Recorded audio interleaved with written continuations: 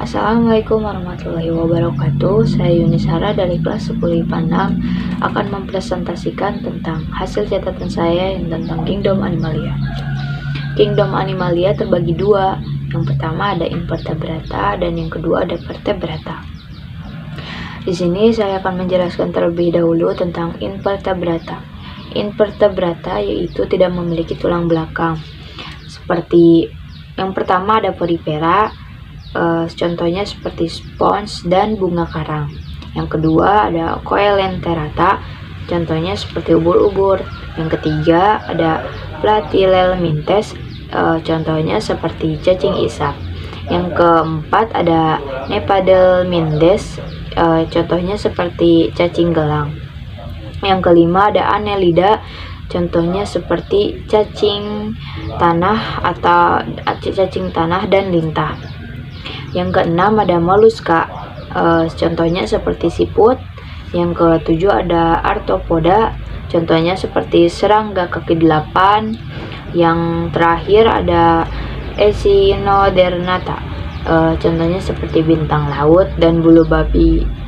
Dan contohnya seperti itu yang saya ketahui, dan contohnya pasti masih banyak. Yang di sini saya akan menjelaskan lagi tentang salah satunya lagi, yaitu vertebrata.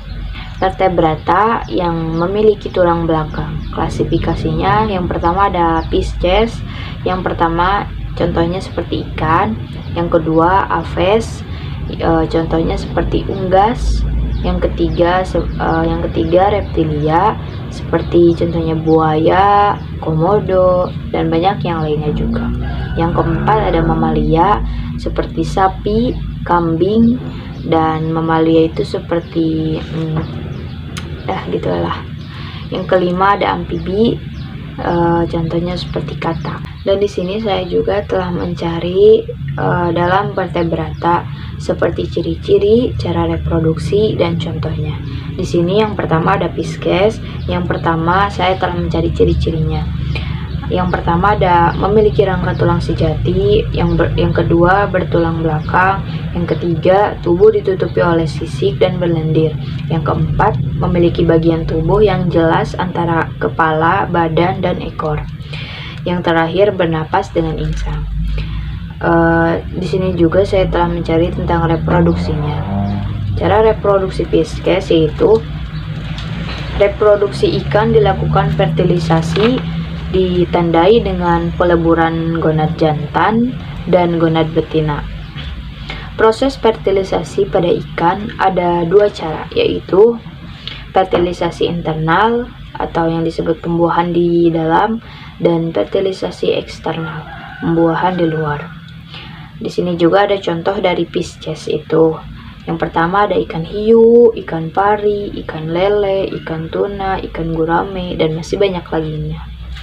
Yang kedua, saya telah mencari apes. Yang pertama, ciri-ciri dari apes yaitu: 1.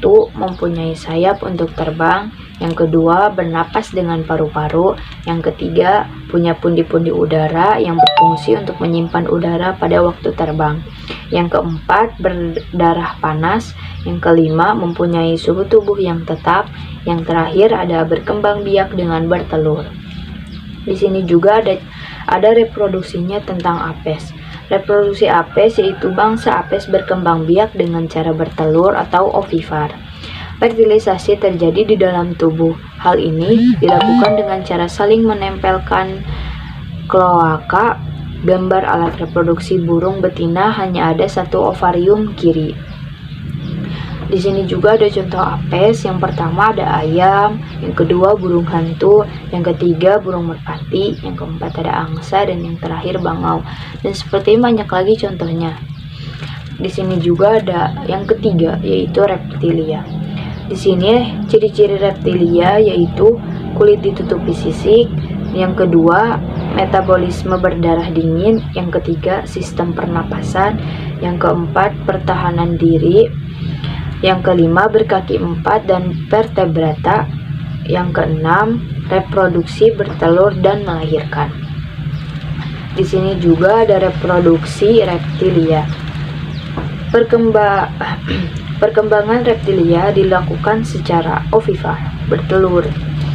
Embrio tersebut mendapat makanan dari dalam tubuh induk.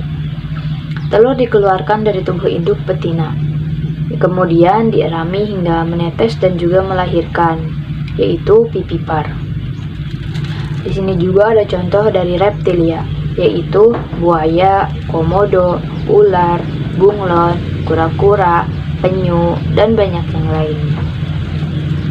Di sini yang keempat ada mamalia.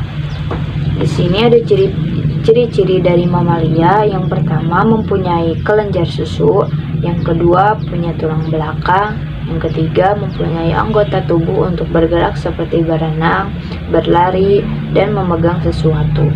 Yang terakhir mempunyai rambut untuk menutupi seluruh tubuhnya. Cara reproduksi mamalia. Mamalia pada umumnya berkembang biak dengan cara melahirkan, vivivar. Proses peleburan sel, sperma, dan ovum terjadi di dalam tubuh induk betinanya, atau yang disebut fertilisasi internal. Hasil pembuahan sel telur oleh sperma kemudian membentuk zigot. Ada juga contoh mamalia. Yang pertama, kambing, kuda, sapi, kerbau, kelinci, gajah, kucing, singa, paus, lumba-lumba, dan banyak yang lainnya. Yang terakhir ada amfibi. Di sini ada ciri-ciri amfibi. Yang pertama ada hewan poikilotherm atau berdarah dingin. Yang kedua memiliki kulit halus sampai kasar dan banyak kelenjar serta berlendir.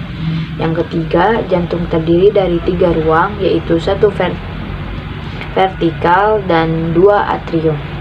Yang keempat memiliki telur yang terbungkus gelatin. Yang kelima memiliki metamorfosis sempurna. Di sini juga ada reproduksi tentang amfibi. Reproduksi amfibi, pembuahannya terjadi secara eksternal. Artinya, penyatuan gamet jantan dan gamet betina terjadi di luar tubuh. Pada pembuahan eksternal biasanya dibentuk ovum dalam jumlah besar karena kemungkinan terjadinya fertilisasi lebih kecil daripada pembuahan secara internal. Yang terakhir yaitu contoh dari amfibi. Yang pertama ada kodok, yang kedua katak sawah, dan yang ketiga katak pohon, dan mungkin banyak lainnya contohnya juga. Seperti itu presentasi saya. Mohon maaf bila ada kata-kata yang kurang sempurna. Wabillahi taufiq wal hidayah. Wassalamualaikum warahmatullahi wabarakatuh.